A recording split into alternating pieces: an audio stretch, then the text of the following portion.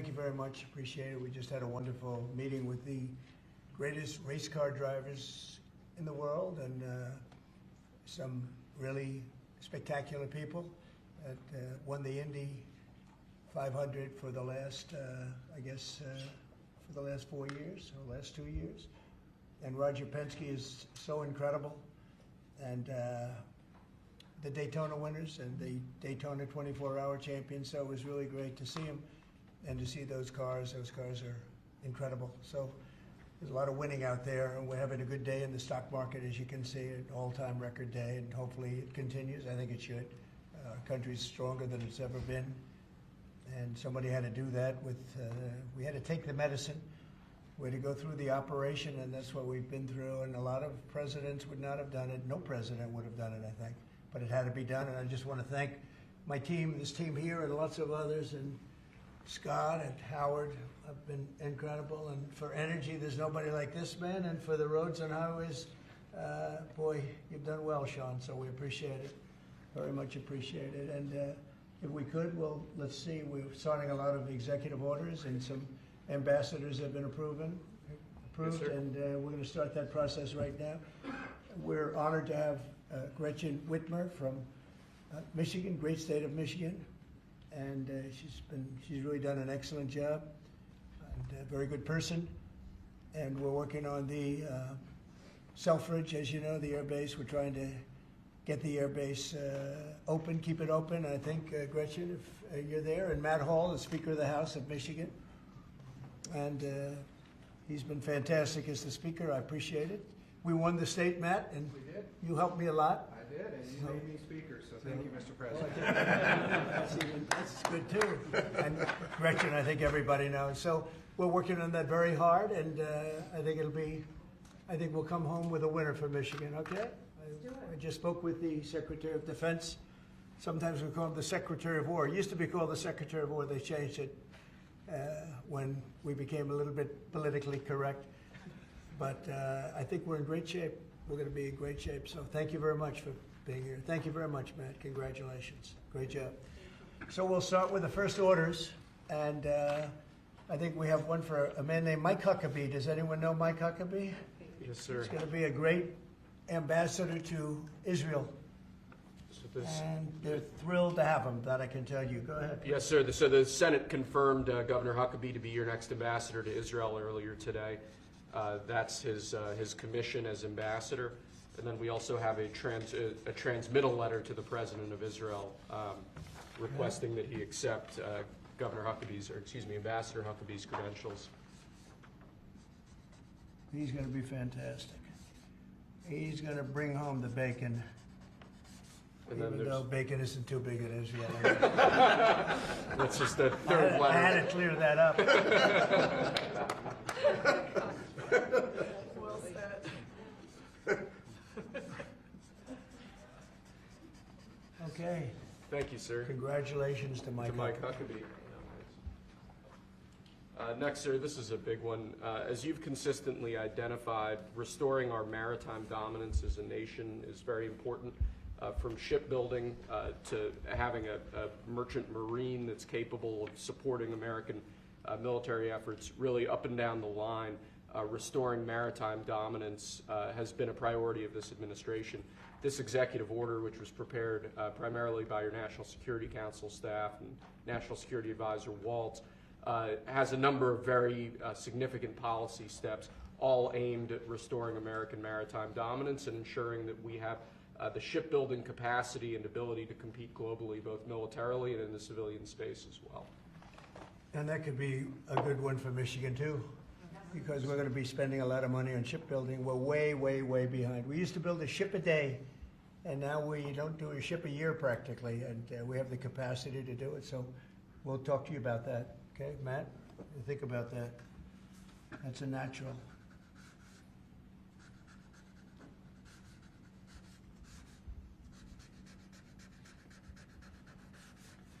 Okay, shipbuilding. That's a good one. Okay, thank you. Thank you, sir. The next executive order relates to defense procurement. Our current defense procurement process has been criticized by many folks on both sides of the aisle as being too slow to adapt to new and changing technologies, not delivering the sorts of weapons and systems that our warfighters need in order to compete on the battlefields of the future. So with this executive order, we're going to be modernizing the procurement structure that the Department of Defense uses to allow it to more quickly adapt to changing circumstances around the world. And we're also going to be launching a review of existing procurement programs to ensure that we're getting value for the money and to ensure that we're getting the best possible systems in the field. And which are currently horrible. I tell you, they're horrible.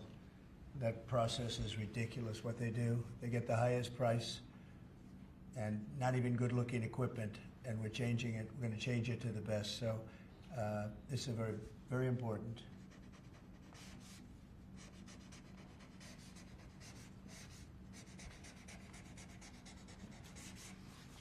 I want to say hello to Brooke. Well, look at Brooke. She got the cost of eggs down 87%. 87%, Governor. We have somebody that's done a great job at Department of Agriculture, and Kristi Noem, who perhaps a few of you have heard of. She has done the most unbelievable job as somebody that's watching over our country at the border, and with Tom Homan and your whole staff of tremendous people. So thank you. Who would think that she is like meant for that job, huh? She's meant for it. So I just saw you there both. Thank you very much. Thank you. Good. We'll do it later, please. Thank you, sir. Lastly, in the defense space, one persistent issue that we've had in terms of the issue of foreign defense sales, that we're unable to provide weapon systems in a reliable, effective way to key allies of ours, and a key driver of that is inefficiencies and inconsistencies with the process by which we approve foreign military sales. So this executive order is going to direct your Department of Defense, Department of State, other relevant departments and agencies to rework our system of foreign defense sales to ensure that we can provide equipment, creating American jobs and providing obviously revenue to American defense manufacturers, but provide key military equipment to our key allies in a reliable, effective way. Okay, that's good. All very important.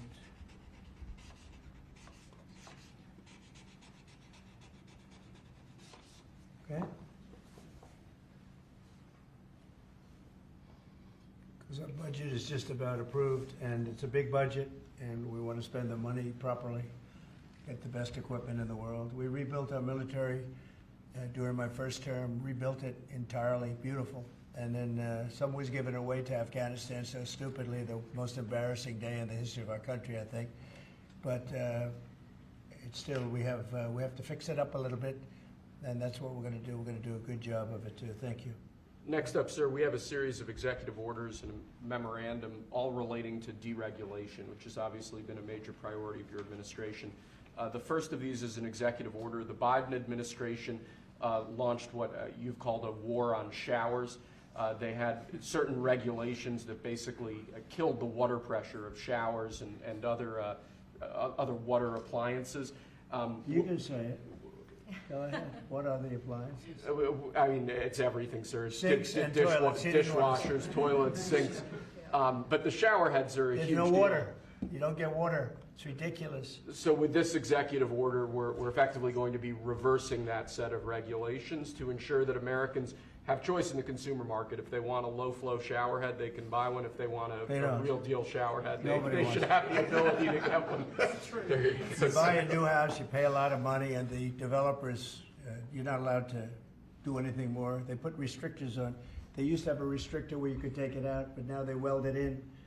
And you take a shower or wash your hands, whatever you do, including dishwashers where no water comes out. But you wash your hands, and in my case, I like to take a nice shower to take care of my beautiful hair. And I have to stand under the shower for 15 minutes till it gets wet. It comes out drip, drip, drip. It's ridiculous. And what you do is you end up washing your hands 5 times longer. So it's the same water. And we're going to open it up so that people can live, and we're going to hopefully have Congress approve it so it's memorialized. We're going to try and get all of these things, including straws, a little thing like straws. We did straws a month ago. where the paper straws were melting, they were dissolving, they weren't working well, and we went back to the plastic straws. We're going to get Congress to memorialize just about everything we've done here, because most of it's common sense. But the water is horrible. When you go into anytime you see a new faucet, you know it's going to be a long wash of the hands. And so we're changing. It's a big deal. I did it in the first administration. Biden came in his first week, and he had no idea what he was doing, but somebody told him to do it. In his first week, he put the restrictions on all the bathroom utilities. Even in areas that have so much water, they don't know what to do with it. You see those areas all the time with the flooding. So we're doing that, and we're going to get all of the things that you've seen. I think we set a record. We're up to almost 200 and 500 amendments. Nobody's ever done that. We're going to get them approved by Congress, so they're memorialized. And we look forward to doing that. Very important. And Congress is going to start working on it as soon as we get the big, beautiful deal done. The big, beautiful deal is important. The biggest tax cuts in the history of our country, that's important.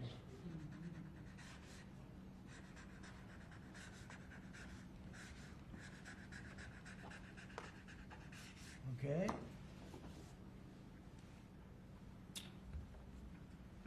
Okay, is that okay? Good. It's a 10. You think a good shower? We rate the signatures. That was a 10, that's why. This is another executive order relating to deregulation, sir. There are a lot of regulations on the books that either promote monopoly directly or prevent new market entrants from entering into a given market. The net effect of that is very negative for consumers. So what this executive order is going to do is direct your departments and agencies to work with the FTC, with the Attorney General, with the Department of Justice, to ensure that the regulations we have on the books don't function as anti-competitive barriers to new market entrants. The net effect of all of that is going to hopefully be market forces that redound to the benefit of consumers and ordinary Americans as opposed to monopolistic businesses.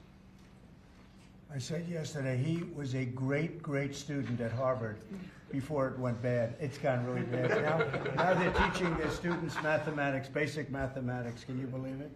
So what does that mean? They're allowing people in that can't add 2 and 2? What's going on at Harvard? I went to law school there, sir, and it was pretty liberal when I was there, but it's gone way off the deep end in recent years. I don't know if you read that. They're teaching them basic mathematics, people that got accepted to Harvard. How come they got accepted if they don't have mathematics? And we're holding back $8 billion. Can we believe? We give Harvard $8 billion. And we're holding back Columbia. We're holding back a lot of the schools because they were woke. And they've hurt a lot of people. Okay? Thank you. Thank you, sir. Okay. There are a large number of regulations on the books. These are regulations that are currently in effect that we believe blatantly violate the law, blatantly violate Supreme Court precedent that otherwise are just blatantly illegal. So what this presidential memorandum does basically just directs the heads of your departments and agencies to follow the law and to cease enforcing regulations that are blatantly illegal or unconstitutional. It's a big deal.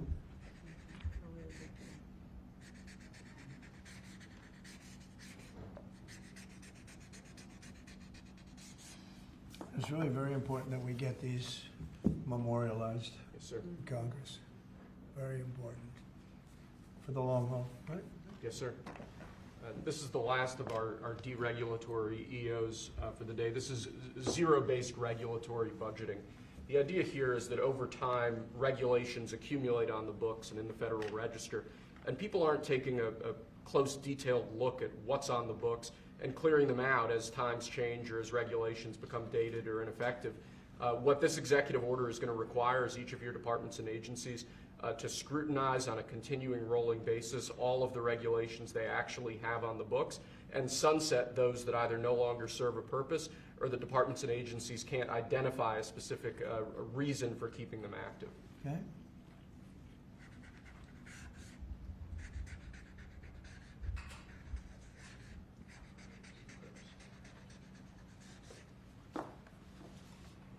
Okay.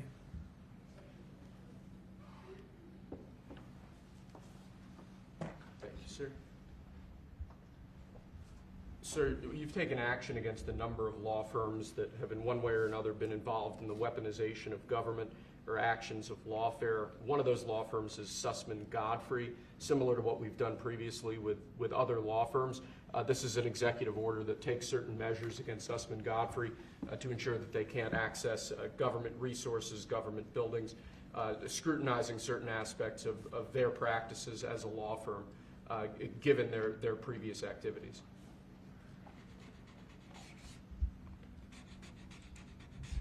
And we signed with many law firms, the ones that we thought were inappropriate, and they've all agreed to pay $100 million. They went for some pretty big numbers. I guess we have a total. What do we have? What's the total about? What's the total right now, Steve? About, would you say? Getting close to probably 600-700 million now, I would think. We've multiple at 100 million, some at 125 million. So the numbers are adding up. We're going to be close to $1 billion soon. One at $40 million. Millions of dollars an hour. But they don't admit guilt. Remember that, they don't admit guilt. But, and we have another 5 to go, I think, 5 of them. And this one is we're just starting a process with this one. Yes, sir. Because there were some very bad things that happened with these law firms. And this firm is very involved in the election misconduct. Weren't they all involved in the election misconduct? I think they were all involved. Yes. Anyway, so they went from $40 million to $125 million. And most of them are at about $100 million, right? All right.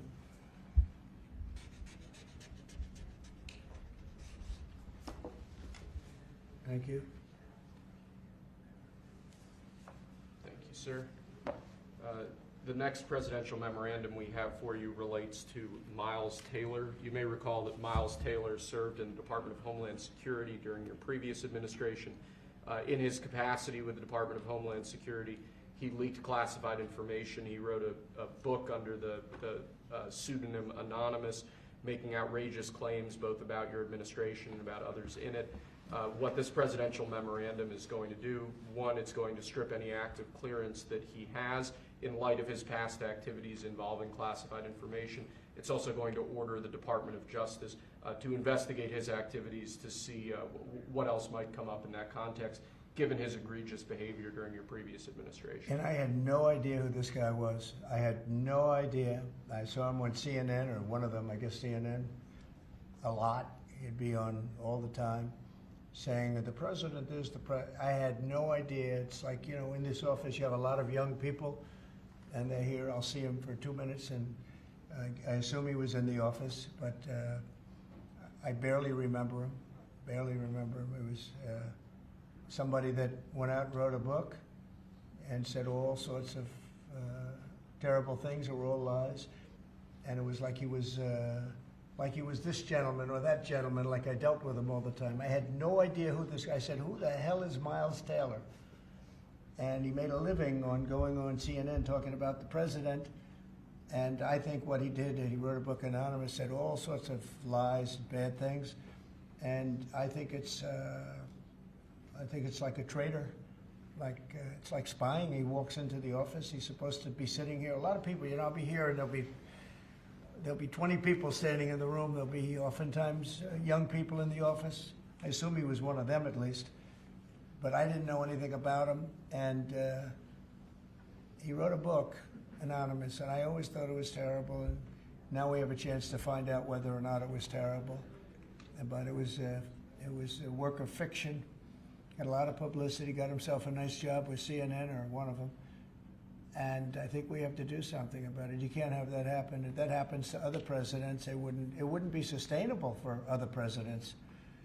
I seem to be able to sustain, but if that happened to other presidents, I mean, it's just unfair.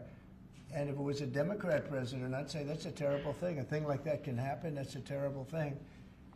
And it's time to find out whether or not somebody can do that. Can they write a book about very confidential meetings and you know, because they happen to be one of a lot of people in a room, and they go out and write a book, and worse than that, call it anonymous, like it's a big deal. And everybody's saying, who is it, who is it, who is it? Then it was found out who he was a long time later, and he got a lot of publicity off that one. He's like a promoter. But we're going to find out whether or not somebody's allowed to do that. I think it's a very important case, and I think he's guilty of treason, if you want to know the truth. But we'll find out. And I assume we're recommending this to the Department of Justice. Yes, sir.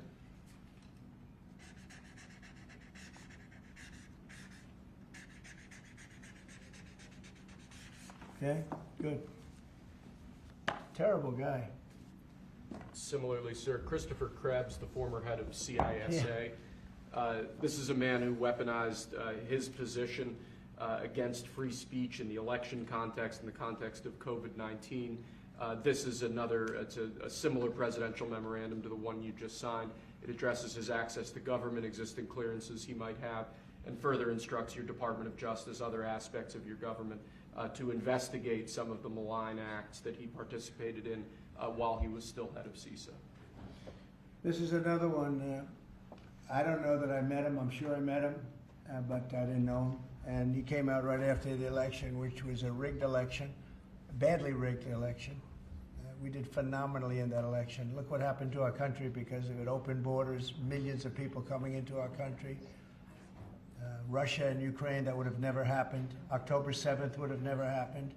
Afghanistan, the way that they withdrew with 13 dead, but so many killed, actually. I mean, so many killed outside of the 13 soldiers, hundreds of people killed. And maybe, I don't know, never mentioned, but I mentioned it, 42 or 43 people so badly injured, the legs, the arms, blown off, the face. And this is all because of an incompetent group of people that preceded us, and that would have never happened. And this guy Krebs was saying, oh, the election was great, it was great. Well, it's been proven that it was not only not great. When you look at all these lawyers and law firms that are signing, giving us hundreds of millions of dollars, it was proven by so many different ways in so many different forms, from the legislatures not approving to the 51 intelligence agents that worked from all of the different scamming operations. It was a very corrupt election. They used COVID to cheat. And we're going to find out about this guy too, because this guy's a wise guy. He said, we've been proved this is the most secure election in the history of our country. Now, this was a disaster. And frankly, we should go to paper ballots, same-day voting, voter ID, and one other thing, you should get a little certificate that says you're a citizen of our country. You get a citizen piece of paper that says you're a citizen before you can vote. But you want voter ID and you want paper ballots, and you really want same-day voting. If you don't have same-day voting, they decide to change the air conditioner. Oh, we're fixing the air conditioner. Let's move all these boxes. We'll bring them back in a few days, and then they don't bring back those boxes. We got to have safe elections. We have to have borders. Ideally, we have to have a free press, which we don't have. We don't have a free press. We have a very dishonest press. This is an honor. We're going to find out whether or not he was right. This was a disgraceful election, and this guy sat back saying, well, I'm a member, or like he's a Republican or something, and almost right from the beginning. And he's tried to make the case that this election was a safe election. I think he said, this is the safest election we've ever had. And yet, every day you read in the papers about more and more fraud that's discovered. He's the fraud. He's a disgrace. So we'll find out whether or not it was a safe election. And if it wasn't, he's got a big price to pay. And he's a bad guy. There's another one. I have no idea who he is. Krebs. I have no idea who he is.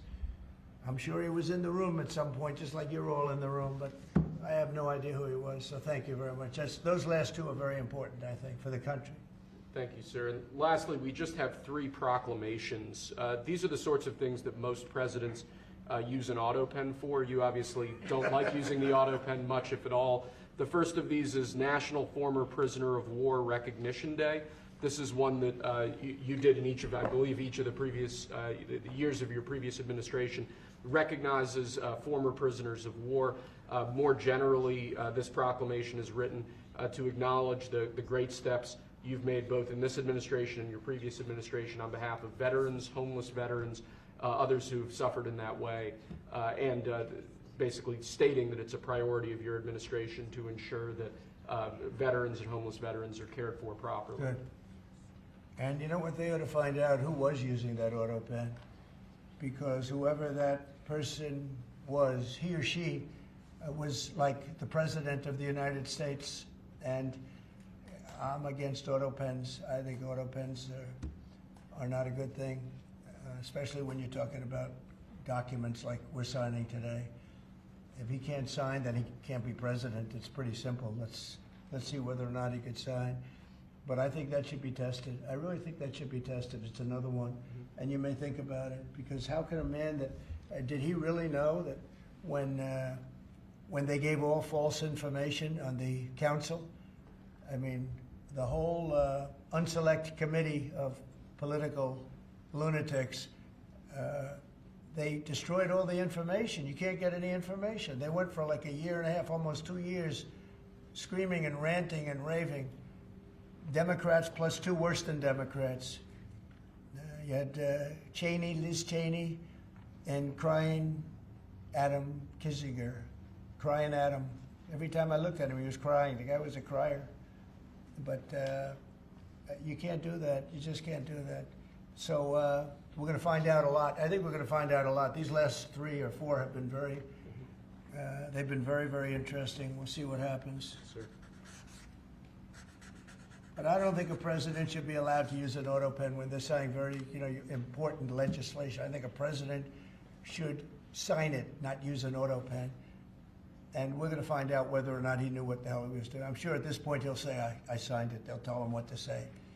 But to give pardons to people that destroyed all the information. If you destroyed information on a civil case, just a civil case, not a criminal case, a civil case, they put you in jail for that. And they found out that Pelosi was the one that was in charge of the security of the Capitol, and she knew all about it, and she admitted her guilt to her daughter, who was a movie documentary person. I'm sure her daughter's not too happy about that. I'm sure Crazy Nancy's not too happy. But we found out all the things, everything. And we go for the information. Sir, we've destroyed all of that information. If I haven't destroyed it, I wouldn't be sitting here right now. I guarantee you that. I'd be sitting someplace else. So I think it's something that we should really look at, because that's so important. The whole concept of an auto pen, because whoever's, auto pens are run by somebody. Whoever ran the auto pen was President of the United States. And I would be willing to bet that Biden didn't know, probably didn't know anything about any of it. Very dangerous, very dangerous. So you're going to check that out, right? Yes, please? sir. We're working on it right now, sir. This is just another proclamation, sir, declaring National Crime Victims' Rights Week. You've obviously made it a major priority of your administration to track down and at times deport criminals who have committed violence on our streets, who have victimized so many people. This is an annual proclamation that hopefully gets Americans to remember that when crimes occur, there are real victims, there are real people who are affected, and there are people who suffer as a result. Okay, it's very important. Thank you. I just want to add, so we're working very hard with Democrats, the governor, with Matt Hall, with a lot of transportation, Sean, and all of the people trying to keep Selfridge Air Force Base open, strong, thriving, and I think we're going to be successful, Governor. I think we'll be very successful at that. We've gotten some good feedback from Pete Hegseth and Department of Defense, and talking about F-16s, they're talking about F-35s, et cetera. It's a great piece of property, it's a great location, and it's a great state. So I think we're going to come back with a very good answer. We're also working on a certain fish that's taken over a beautiful lake called Michigan, right? And that's a tough one. That's a tough one. It's very, do you want to just talk about that? Sure, Mr. President. Yeah, first of all, I want to thank you for caring so much about Michigan. We've been working a long time. We couldn't get Joe Biden to do anything about either one of these issues, particularly Selfridge Air Force Base. It'll be critical to Michigan's economy and our security when you're able to deliver us another mission there. But on the Asian carp, for years, when Obama was there, we could never get anyone to do anything about this invasive species that's going to destroy our Great Lakes. You know how important recreational fishing and so much of that is to our state. Because of your work, we're hopeful that we'll get a solution there and we'll get that barrier built so we can protect our Great Lakes. So thank you, Mr. President. And they're very powerful fish. I mean, I see them, they jump out of the water, they jump at the fishermen. I mean, I've never seen anything like it. And has this gotten into any of the other lakes yet? Because you would think it would be pretty easy because they're all sort of connected. Hey, Governor? It's why we're working so hard to make sure that, we work with the Army Corps and erect a barrier so that the Asian carp can't get into Lake Michigan. It'll devastate the ecosystem, the economy, tourism, and it's 20% of the world's fresh water is in the Great Lakes, Mr. President, which is why it's so important that as a nation we protect the pristine waters. Yep. And, all of a sudden, I assume the lakes are all interconnected, right? Yeah. So at some point, they're going to be in the other lakes. And so we're going to work hard on that. I spoke with the Army Corps of Engineers, and they have a method. It's a pretty gruesome method, but it's a method. And I think they know what to do. So we're going to work on that very hard. And thank you, Governor, very much. Sort of a bipartisan thing when you get right down to it. Yep. It's a very expensive thing, actually. It costs a lot. I looked at the numbers. I said, well, but we have to save Lake Michigan because these fish, they eat everything in the way, including the other fish. They eat everything. Are people endangered by the fish?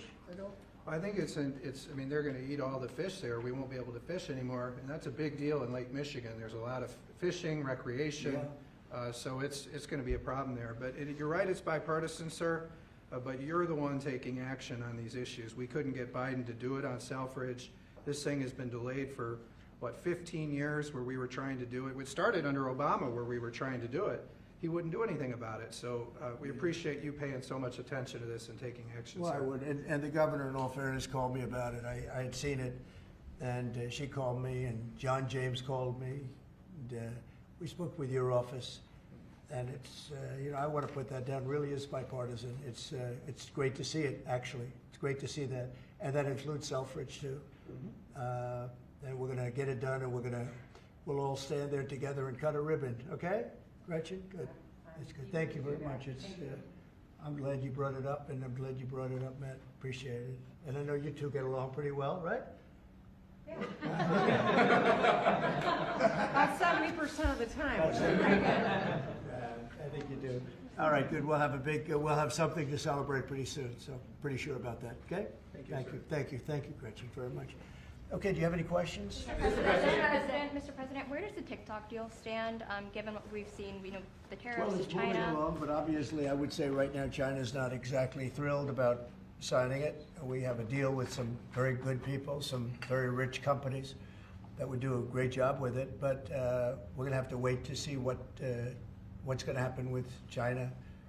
So, Mr. President, still on the table? no, it's on the table very much. I think China's going to want to do it, actually. Mr. President, Can you explain more of what you believe is the end game with China? Are you waiting for President Xi to blink? How do you think this is all going to be resolved? Look, for years we've been ripped off and taken advantage of by China and others, in all fairness, but by China, that's the big one.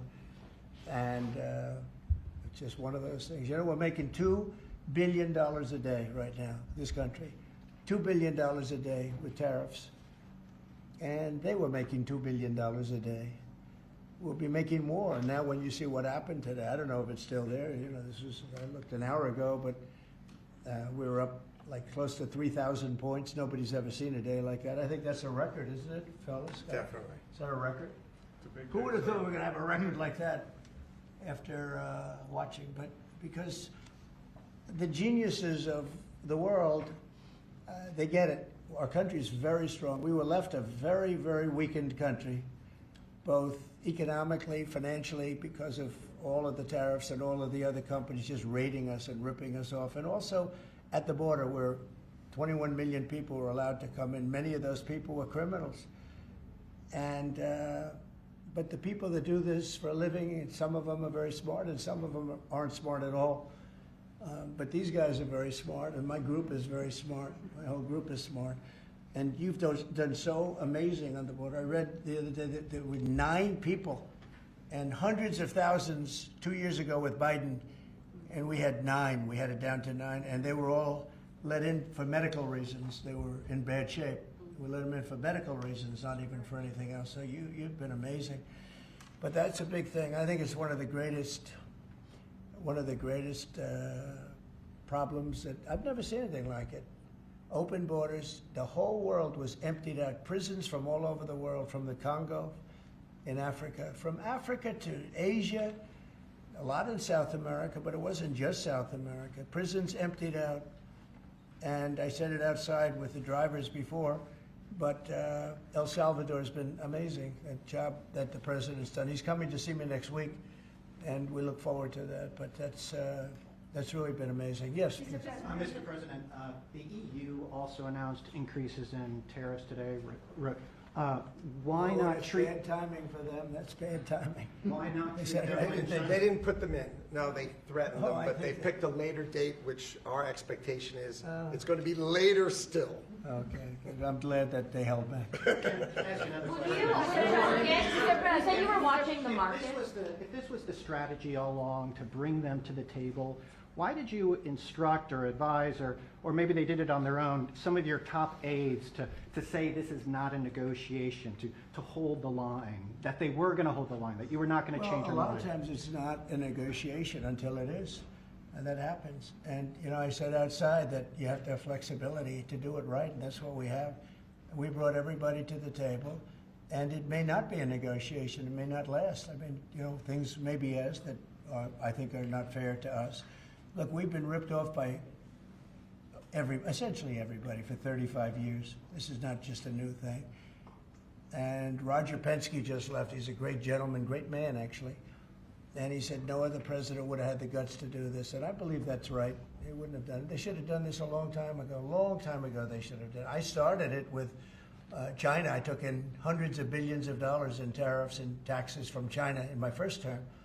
And we had the greatest economy. We were up 88% on the stock market. That was the greatest ever in the history of our country. But it had to be done. It's something that had to be done. Mr. President, thank you so much. Which countries will be negotiating first? Do you have any criteria? Because, for example, Brazil and the UK, they do not have deficits with the US. They have a surplus. They do not have a surplus. They have deficits with the US. So what is the criteria? And also, would you consider talking or meeting with Xi Jinping? Oh, sure. He's a friend of mine. I mean, I like him. President Xi, I like him. I respect him.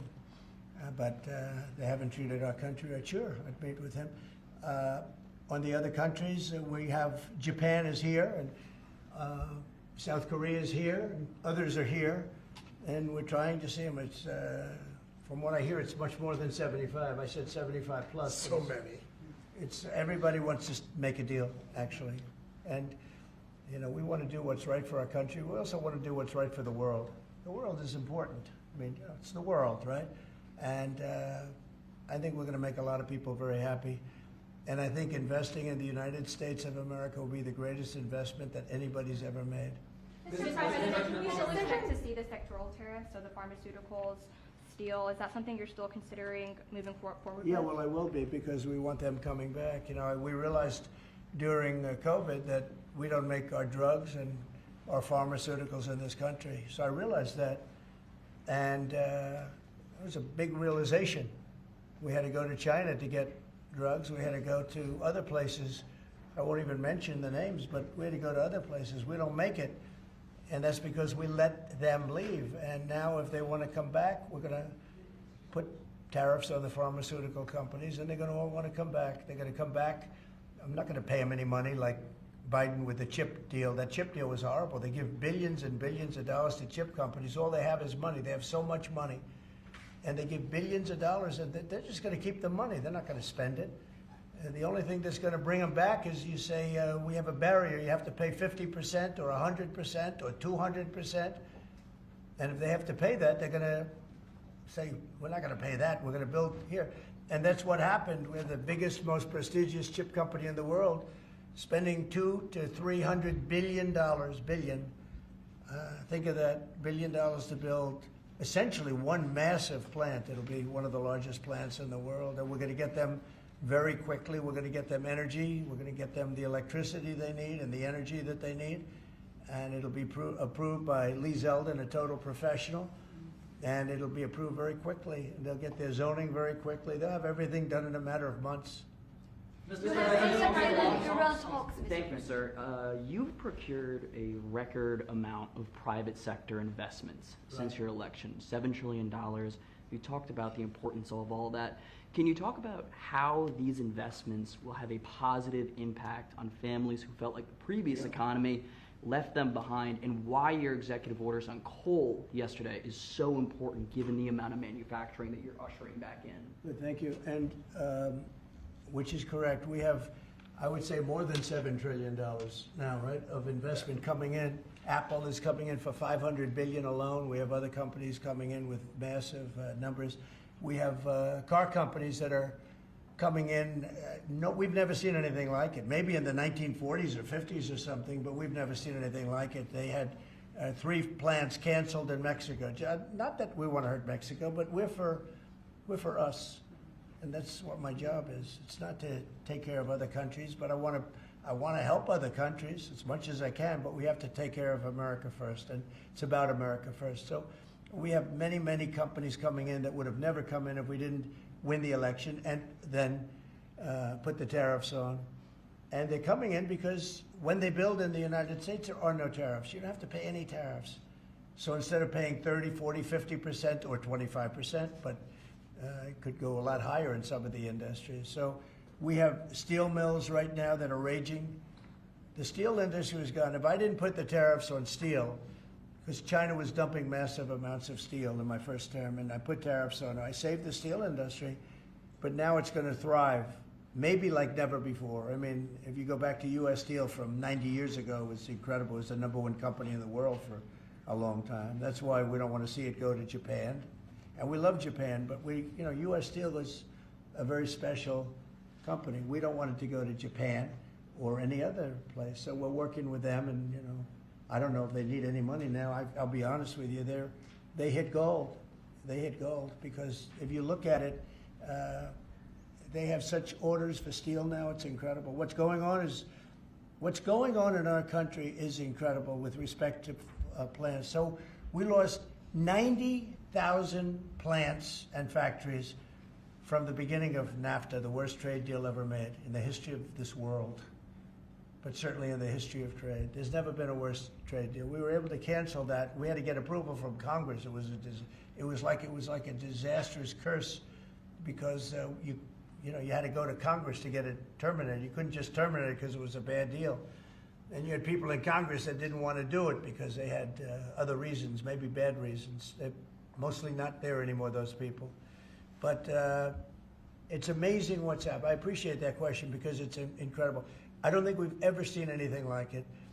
$7 trillion, and it's much more than that because, these are places that we know. $7 trillion is unheard of. I never looked at the Biden numbers, but you could go a whole year and it was peanuts. Everybody was leaving. They weren't coming in, they were leaving, and that means jobs are leaving. And so we're not playing games. We're going to make this country greater than ever before. Thank you for that question. Mr. President, it seems that John has made some... Let her just do that. Oh, yeah, absolutely. Thanks. For the past few days, we've heard from this administration no pause. Was this idea of doing a pause, did that just come about this morning? Can you tell us exactly what came into consideration for you and your advisors? For a period of time, I wouldn't say this morning. Over the last few days, I've been thinking about it. I've been dealing with Scott, with Howard, with some other people that are very professional. And I think it probably came together early this morning, fairly early this morning. Just wrote it up. We didn't have the use of, we didn't have access to lawyers, or we just wrote it up. We wrote it up from our hearts, right? It was written from the heart. And I think it was well written too, but it was written from the heart. It was written as something that I think was very positive for the world and for us. And we don't want to hurt countries that don't need to be hurt. And they all want to negotiate. The only problem is, you know, you can only do so many at one time. It's like, we want to do it right. We want to get it right. We want to take care of them, but we have to take care of our country. So, but this was something certainly we've been talking about for a period of time. And we decided to pull the trigger, and we did it today, and we're happy about it. I didn't know it would have that kind of an impact, but it's, you know, I think they have the biggest increase in the history of the stock market. That's pretty good. That's pretty, you're almost, you know, if you keep going, you're going to be back to where it was 4 weeks ago. But it was a sick market 4 weeks ago, you know, because this trade was sick. It was only a question of time. I don't blame the tariffs. I think the tariffs just sort of magnified what was happening. It was sick. Biden allowed these people to get away with murder. Biden allowed China to just take advantage of us. We had like $1 trillion deficit with China, $1 trillion deficit. So that was going to only be a matter of time. I think the tariffs brought it out faster and they magnified the problem. But I think this was a problem that existed far beyond tariffs. This was a systemic problem, and we're going to cure that problem. And maybe to a large extent we have, because we've revealed it, and we've revealed it very strongly. Yes, sir, please. Thank you, Mr. President. So it seems China's made some serious missteps here in these negotiations, and Secretary Bessent said earlier you may have goaded them into a tough position here. I'm wondering, are you in a way putting together a coalition against China in terms of trade here? No. Well, China, look, they're very capable. And I don't blame China for what happened. I blame the people sitting right at this desk, right behind this desk, or another desk. You get your choice of 7. I happen to pick the Resolute. But I blame the people sitting behind in this chair, behind this desk, for being stupid, incompetent, or not having courage. This should have been done years ago. This should have been done before Obama, in all fairness. Not only Biden, Obama. It should have been done many years ago. This started with the World Trade Organization, which was owned by China. It was owned and paid for by China. They didn't even have to do things. They considered them a nation that was undeveloped. They said they were a developing nation. Well, we're a developing nation too, if you think about it. Look at our inner cities. Look at what's happened. I think we're starting from ground zero there, right? So we're a developing nation too. No, I don't. I know it's a lot of people take heat for saying it, but I blame the people sitting at this desk more than I blame China. If China can get away with what they got away with taking hundreds of billions and trillions of dollars right out of our pocket because our people here were stupid, they were stupid people. Maybe corrupt, I don't know. I don't know how you can be that stupid. How do you get to be president and you're stupid? But they certainly weren't courageous, and they allowed this to happen. And with Japan and with many other countries that took advantage of us. I mean, we had deficits with almost every country. I used to read these things. The first term I'd read them. I'd actually read the agreements. I'd say, how could anybody agree to this stuff? So certainly they were rough, and they were tough, and they were smart. And you can blame them, but I really blame the people that allowed them to do it, because you know, if you could read first grade and you could read these agreements, you'd say, these are terrible deals. I actually used to say, who would allow deals like this to be made for our country? And maybe it's people that didn't care. Maybe it's people that weren't courageous. Maybe it's people that were corrupt. I don't know. But I blame those people more than I blame anybody else. Mr. President, you've been very specific in saying that you would like the EU to purchase U.S. energy. Is there something specific that you would like China to do? Well, you'll be hearing about that. Yeah, there are a lot of things I'd like China to do. Are there some examples? There are a lot of things that I want China to do, and I'll be telling China what that is. Not you, but I'll be telling China. Mr. President, on Iran, you said the other day that if they do not agree to a potential nuclear deal, that it would be very dangerous for them. What specifically Well, they did you can't mean? have a nuclear weapon. Did you mean military action, though, if they don't agree? Oh, if necessary? Absolutely, yeah. And do you have a deadline for these Yeah, talks? I do. And You're talking about with Iran? Yes. Yeah, I They're do. saying it's not Do you the want best something talk. definitive this weekend, or do you see this as the start of a process? It's a and- start. Do you have a timeline? We have a little time, but we don't have much time Who is starting the because we're not conversation? going to let them have a nuclear weapon. Is Can't it let them have a going to nuclear be weapon. there, Mr. President? And we're going to let them thrive. I want them to thrive. I want Iran to be great. The only thing they can't have is a nuclear weapon. They understand that. When is You know, the people are so incredible in Iran, and they're so smart. They're very smart people. But, you know, they're in a rough situation, rough regime. But they understand, and the leaders understand. Mr. And President, I'm not asking for much. I don't, they can't have a nuclear weapon, and I've said that. And I was a little bit surprised because when the election was rigged, I figured they'd get the weapon because with me they were broke. They were broke. They had no money because of the sanctions. Nobody could buy oil.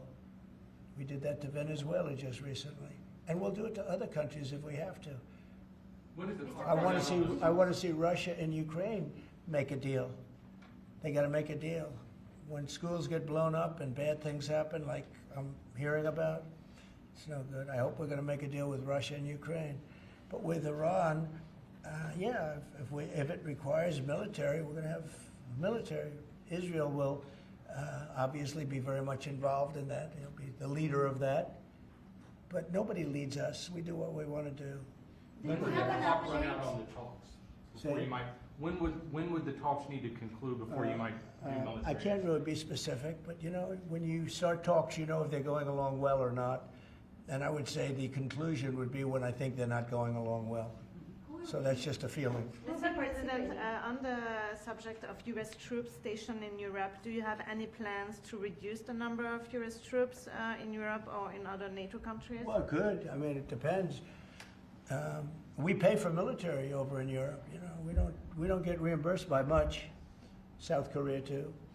So it'll be one of the things we discuss. That's unrelated to trade, but I think we'll make it part of it because it makes sense. Be nice to wrap it all up in one package for each country. You know, it's nice and clean, and we have plenty of law firms. These are great law firms that we signed with, the best.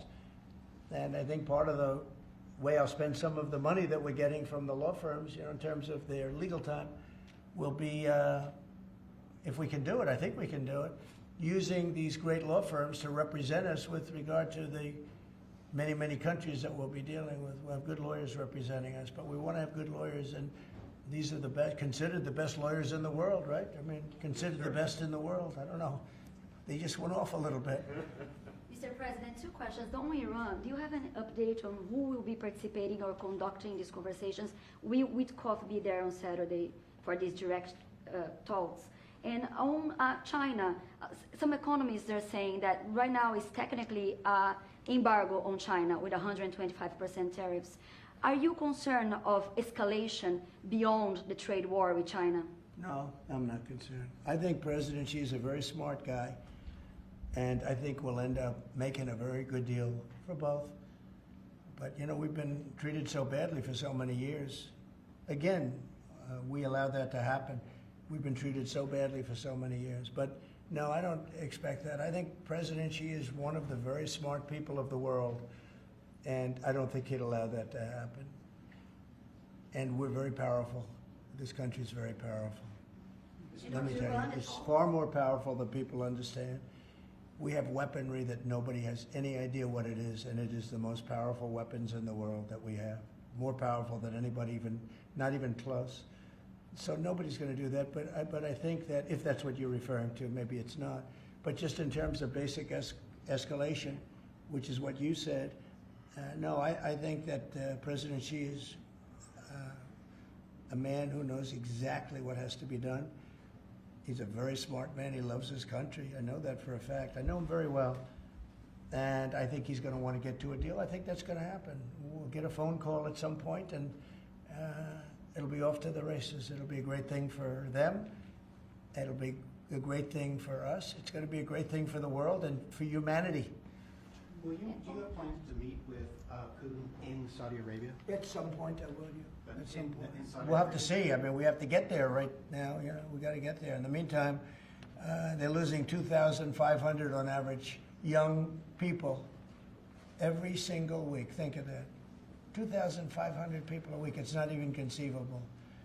We got to get there fast. Do you think Say a couple of more. Yes. Do you have to increase tariffs on China even more before they come to the table or give you a phone I call? can't imagine it. No, I can't imagine. I don't think so. I don't think I'll have to do it. I don't think we'll have to do it more. We calculated it very carefully. By the way, when you hear 100, a lot of people charge much more than that. Canada charges much more than that to our farmers, our dairy farmers. Many, many people charge much more than 100 or 125 in this case. But I don't, it's still a significant number. I don't see that again. On the Yeah, please. investigations. Yeah, Mr. President. So do you think some of your tariff critics would prefer, to see the United States go through turmoil than to actually see it succeed just because they are your policies? You mean just leave the tariffs the way they are now and just relax, right? Some Yeah. people have said that. Look, again, we're making, it'll be soon, much more than $2 billion a day. That's not the worst thing that I've ever heard. So, yeah, some people say that. But, we look at the other side, too. I think as the United States, we have an obligation to look also at the other side. We want what's good for everyone. I mean, it's America first, but we also want to make sure there's a world that can live happily and all of that. And so, this is the way I look. No, but there are people that say, look, where we are now, I've been in worse positions in my life than making $2 billion a day plus, right? It's really plus. Thank you very much, everybody. Thank you, Press. Thank you, Press. Headed out. Thank you.